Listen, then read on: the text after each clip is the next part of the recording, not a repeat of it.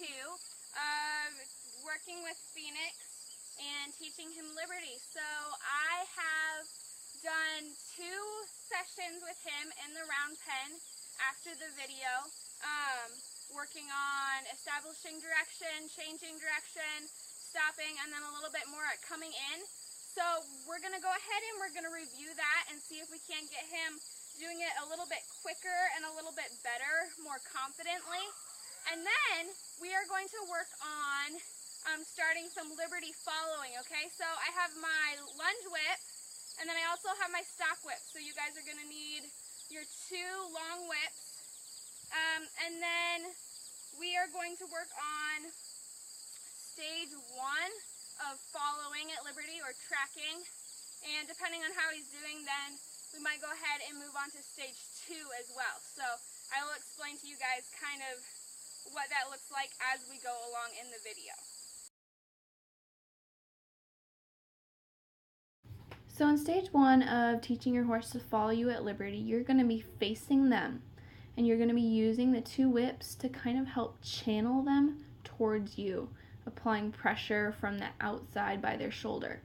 So here I'm just trying to get Phoenix to kind of get the idea of following me, and then I'm waving that outside whip towards his shoulder. Once he follows me a few steps, then I'm going to stop, releasing the pressure, kind of giving him a break. And then I'm going to take that outside whip again, wave it towards his shoulder to get him to turn in towards me, and then release. Now here he goes to leave me, so I'm just going to send him out and make him run some circles. That is setting up a win-win situation, okay? Making their idea your idea. So at any point in any of your liberty training, when your horse chooses to leave you, they lose that connection, you're going to send them out and make them run laps, okay? That's showing them that next to you is the safe spot. When they're by you, they don't really have to work, but as soon as they choose to leave, they do have to work, okay? That's setting up that win-win situation so that they want to be with you. So here I'm calling him in and gonna try again. So I'm backing up, I'm waving that outside whip. Make sure that you don't raise both whips at the same time, okay? That applies a lot of mental pressure and makes them feel trapped. Now here he goes to leave again, so I'm gonna just send him back out. And we're just gonna keep practicing these steps until he starts to really listen and try to learn. Right now he's just kind of overreacting to any pressure, so I'm just going to keep making him run laps. I'll keep asking him to come in, turn in towards me, but right now he doesn't seem interested. So I'm going to ask him to come in.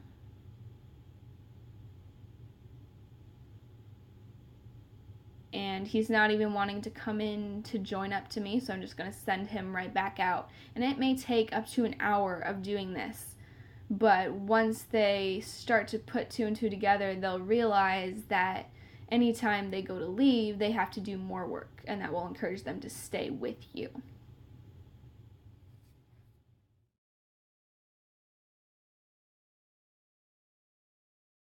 So he's finally decided to start staying in with me. I'm going to do a little bit more desensitizing with the whips, and then I'm just going to back up, and I'm using those whips to just add some pressure to his shoulder to guide him. Okay, I'm not actually touching him with the whips. I'm just waving it in and out towards his shoulder. Then once he takes a few good steps, I'm going to stop to release that pressure and reward him. And then I'm going to try again, backing up, waving that outside whip towards his shoulder until he moves, and then dropping it back to the ground, waving it and dropping it. Again, it's really important that you don't raise both whips, but you also don't want to just keep the one whip in the air because then they start ignoring the pressure. You want them to be sensitive to that pressure so that you can use as small a cue as possible. And so now he's really getting the idea that he needs to listen to the pressure of the whips, but he's also following me. And pretty soon it almost becomes like a game, and they want to follow you. And so you can start making quicker changes in direction, and you can tell that they start to actually have a little bit of fun with it. So this is tracking stage 1, and then we will address tracking stage 2 next. And you can always come back to this. You want to make sure that you're using both stages 1 and 2. And this work will also help prepare them for more footwork to come.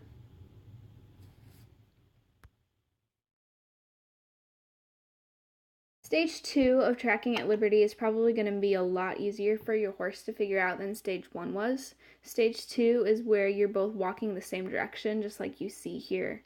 So basically you're just going to be using the whips in your one hand to kind of act as a guide as well. So there I kind of wave it in and out to guide his hindquarters around. And once he's stayed with me, then I'll stop, give him a break, and start again. Like I said, your horses have probably already been doing this a little bit just from the other sessions. Here I'm seeing how much he'll listen, so we even got a couple steps to back up. And I just want him to learn that I want his shoulder about at my leg. Okay, so he needs to learn how to find his place right next to me at all times. So then as he's staying with me, I'll just stop every once in a while, add a few steps of the back up in there. You don't have to do that. We'll work on backing up later. I just wanted to see how much he would actually listen to me. And Phoenix is doing really well. He's staying right with me. Remember, if at any point your horse goes to leave, send him out to make him run some laps and then bring him back in and try again. There he got a little bit confused as to where his place was, but once he found it, then I stop to reward him. And then I might switch a little bit to stage 1 to kind of just switch it up a little bit so that he doesn't get bored with one thing. And already you can see that he's a lot more responsive and a lot more eager to listen here with stage 1. Then I'll reward him and then move back to stage 2. And again, he's found his place pretty well. Some horses might try to leave more often or might lose where they're supposed to be at. But this is going to be much easier than stage 1 was probably. Alright, so that is how you get your horse to start tracking with you, stage 1 and 2. So hopefully by now you have developed a little bit more of a relationship with your horse than you have before, if you haven't ever done Liberty work before. Your horse should be by now hopefully going around in the round pen and turning his eyes in towards you instead of his tail.